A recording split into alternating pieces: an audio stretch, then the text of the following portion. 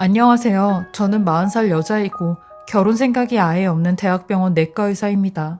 남들은 저만 보면 도대체 왜 결혼을 안 하냐고 좋은 사람 소개시켜준다고 하는데 저는 결혼에 대한 트라우마가 있어요. 부모님 때문인데요. 저희 부모님은 저를 낳고 저를 버리고 하셨던 분이세요.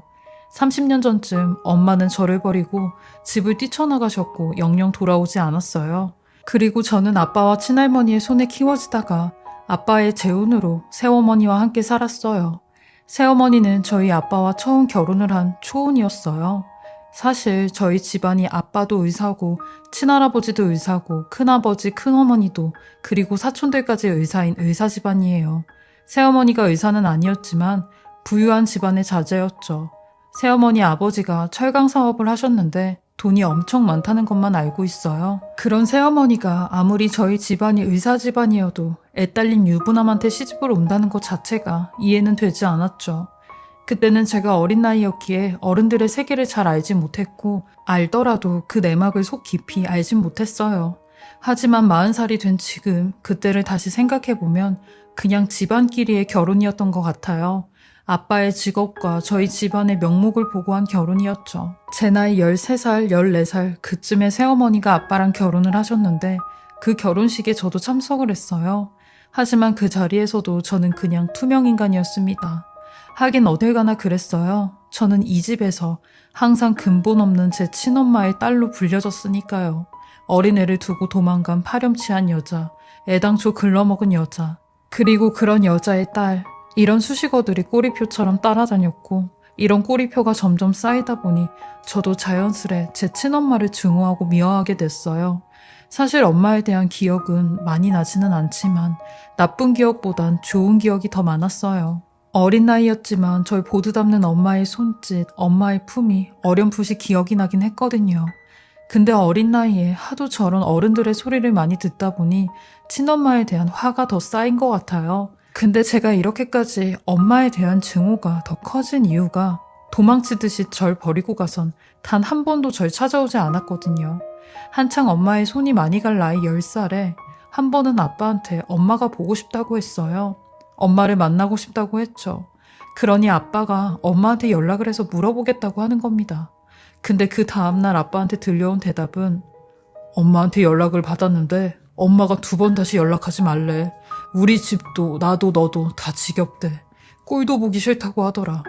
그러니까 은혜야 그만 엄마 잊어 라고 하는데 그 나이에 버림을 받았다는 게 얼마나 무거웠는지 아마 겪어보지 못한 사람들은 모를 거예요. 그래도 저는 제 엄마인지라 가끔 너무 보고 싶고 너무 생각이 나. 그럴 때마다 엄마를 찾았어요. 아빠한테 이런 부탁을 한 게 한두 번이 아닐 정도로 수도 없이 많이 했거든요. 근데 매번 돌아오는 말은 같은 말이었어요. 날 찾아오지도 말고 날 만나려고도 하지 말라는 엄마의 말에 진짜 엄마가 날 버렸구나 라는 확신이 들었죠. 그렇게 몇 년 뒤 아빠는 새어머니와 재혼을 하게 되었고 새어머니는 저한테 아주 잘하지도 그렇다고 아주 못하지도 않는 분이셨어요. 제 기억 속 새어머니는 그냥 예쁜 꽃 같았어요. 아빠라는 햇빛으로 광합송을 하고 아빠라는 물로 사랑을 채우는 그런 꽃 같았죠. 하루 종일 아무것도 안 하고 있다가도 아빠가 집에 들어오는 소리만 들리면 벌떡 일어나 아빠에게 달려갔으니까요. 새어머니는 어떻게 하면 아빠한테 잘 보일까, 어떻게 하면 아빠의 기분을 더 좋게 할까 하는 사람처럼 보였어요. 아니, 그런 사람이었죠. 집에서도 항상 화장을 하고 계셨으니까요. 그러니 당연히 저한테는 별로 관심이 없었어요.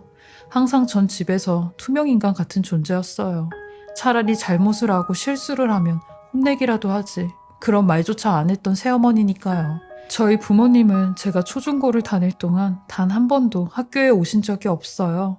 정말 누가 봐도 부모가 없는 아이 같았죠. 남들은 그냥 절 재수없는 의사 딸이라고만 생각하지 제 깊은 상처를 봐주진 않더라고요. 그렇게 고등학생이 되었을 때 새어머니랑 아빠 사이에 아이가 한 명 태어났어요. 제 남동생이었죠. 저희 친할머니는 대놓고 저랑 남동생이랑 비교를 하며 얘는 혈통부터가 너랑 다르다. 네 몸속에 흐르는 피에는 네 엄마 피도 흐를 거 아니야? 네 엄마가 어떤 집안의 애였는지 아니? 술주정뱅이 세탁소집 딸이었어. 그런 집안의 딸이니까 당연히 널 버리고 가는 것도 쉬웠겠지. 너도 네 엄마 닮았다는 그런 소리 듣기 싫으면 제대로 해. 너 하나로 집안에 먹칠하는 일 없도록 하라고. 그리고 행여나 네 남동생이 질투가 난다고 해코지 할 생각은 하지도 말아라. 얘는 장차 우리 집안의 대를 이을 애니까 잘못되는 일 없게 커야 된다고 알겠니? 라고 하셨어요. 거기에 새어머니까지 가세를 해 제가 남동생 근처만 가도 소스라치게 놀라며 싫어하셨죠. 저도 동생은 처음인지라 만지고도 싶고 안아주고도 싶었는데 새어머니가 극도로 싫어하셨죠. 이쪽으로 아예 오지도 말라면서요. 가족들의 모든 관심과 이목이 제 남동생한테만 쏠리니 저는 어떻게든 이 집안에서 살아야겠다는 생각뿐이었고 의사가 될 수밖에 없었어요. 저한테는 선택권이 아예 없었죠. 의사가 되어야지만 그나마 저라는 존재를 알아주니까요. 그렇게 전 엄청난 노력 끝에 지방에 있는 의대에 들어가게 되었습니다. 의대에 들어가긴 했지만 저희 아빠는 지방에 있는 의대라며 탐탁지 않게 생각을 하셨고 새어머니 또한 제 친엄마 얘기를 하시며 그 사람 머리에서 네가 의대 간 것도 대단하다 하며 칭찬보다는 비꼼이 먼저였으니까요. 그렇게 전 지방에 원룸을 얻어 나와 살았고 실질적으로는 아예 떨어져 나간 식구가 되었죠. 6년 동안 학교를 다니면서 방학 때도 집에 잘 안 갔으니까요. 그렇게 전 의사가 되었어요.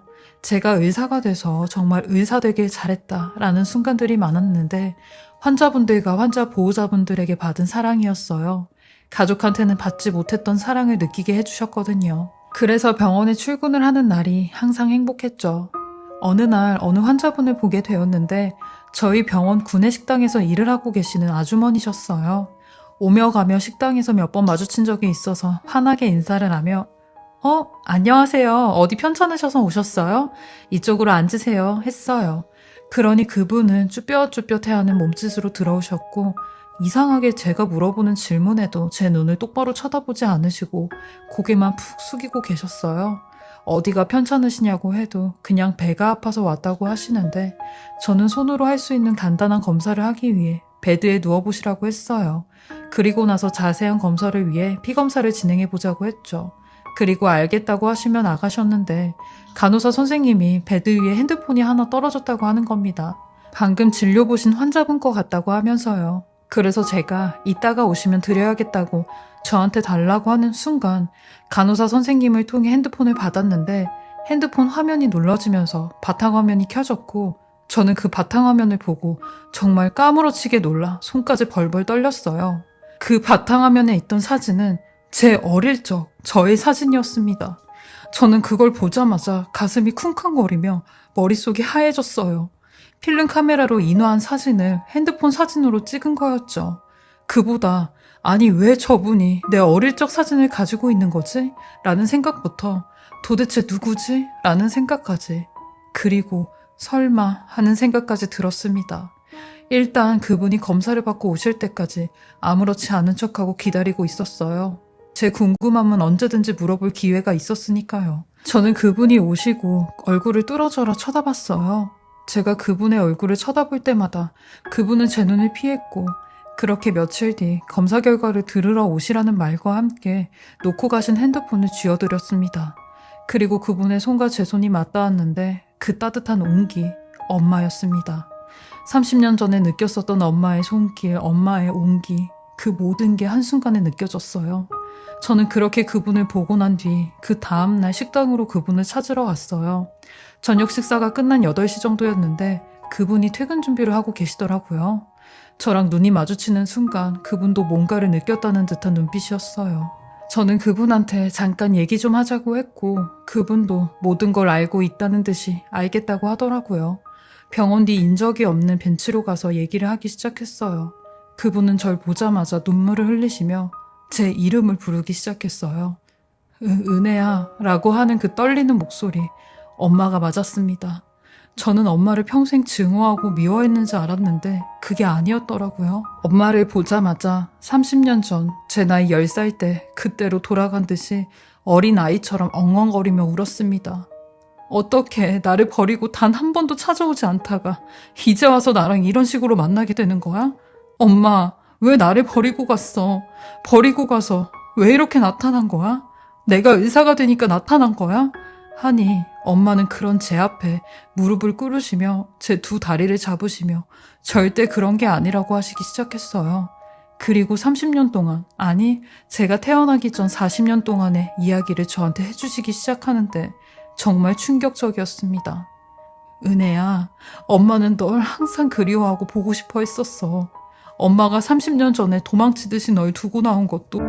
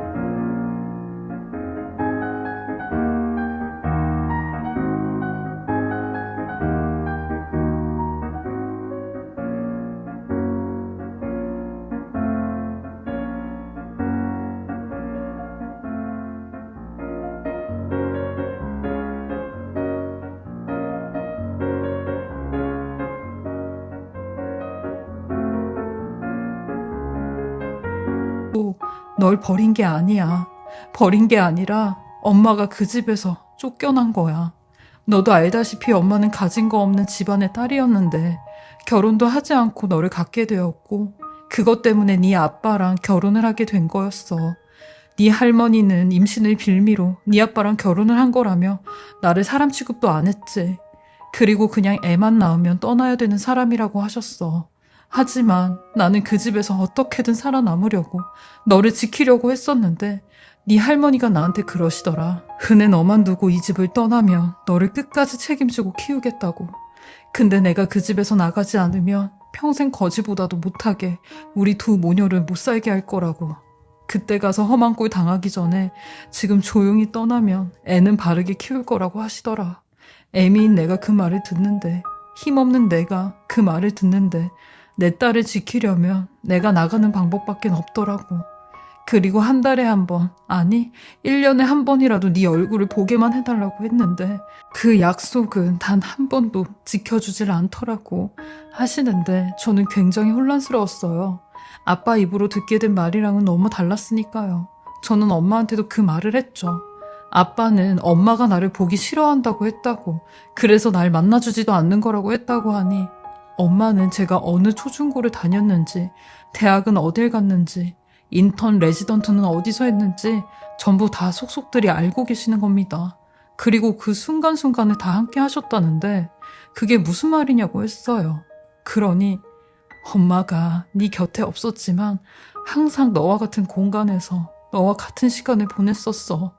어떻게든 네가 속해 있는 곳에 취직을 해서 멀리서라도 너를 보고 싶었단다. 네가 혼자서 밥을 먹고 있으면 저 멀리서 네가 밥을 다 먹을 때까지 같이 있었고, 네가 늦게까지 혼자 학교 도서관에 남아 공부를 하면 학교 밖 벤치에서 네가 나올 때까지 기다리고 있었어.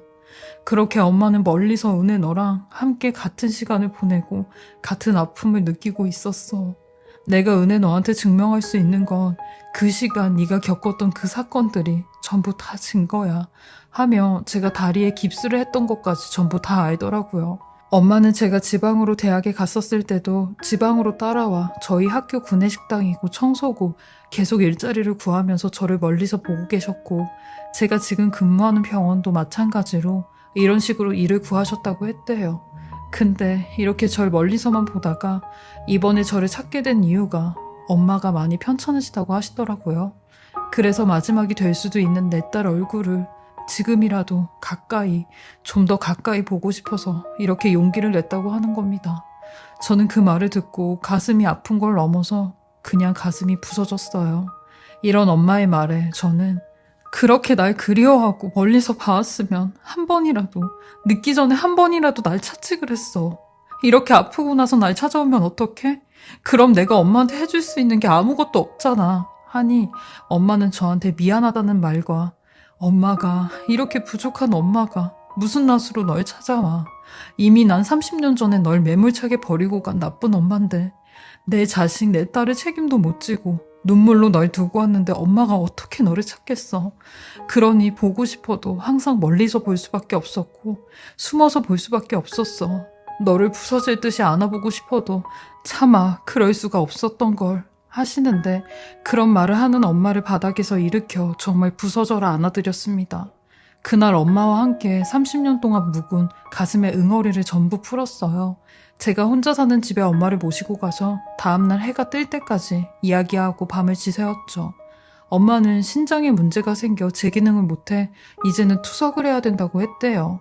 투석을 하게 되면 직장 생활도 제 얼굴도 제대로 볼 수가 없으니 제 손길을 한 번이라도 느껴보고 싶어 절 찾아오신 거였죠.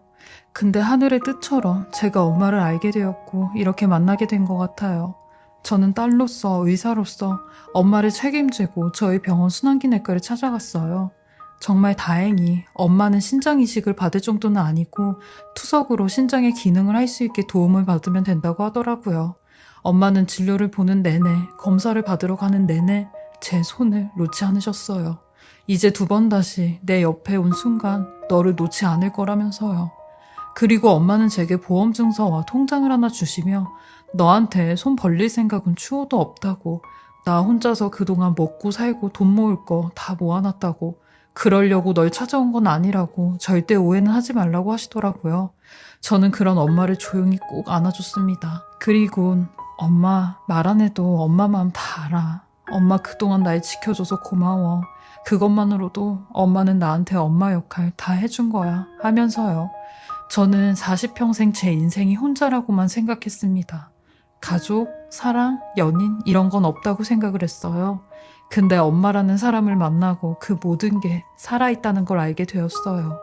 이제는 엄마와 함께 그동안 서로가 받은 아픔, 상처를 잘 치유하고 행복하게 오래오래 살려고 합니다. 제 길고 긴 이야기 끝까지 들어주시고 낭독해 주셔서 감사하고요. 다들 소중함을 잊지 마시고 행복한 삶을 사셨으면 좋겠습니다. 지금까지 사례자분의 글을 읽어보았는데요. 정말 가슴 아린 아픈 사연입니다. 저 또한 울컥해졌는데요. 사례자분도 대단하시지만 사례자분 어머니께서 정말 대단하신 것 같아요. 멀리서밖에 볼 수 없었던 어머니의 심정과 사례자님의 용서가 아름답기만 했습니다. 지금부터라도 행복한 추억 많이 쌓으시고 건강하시길 바랍니다.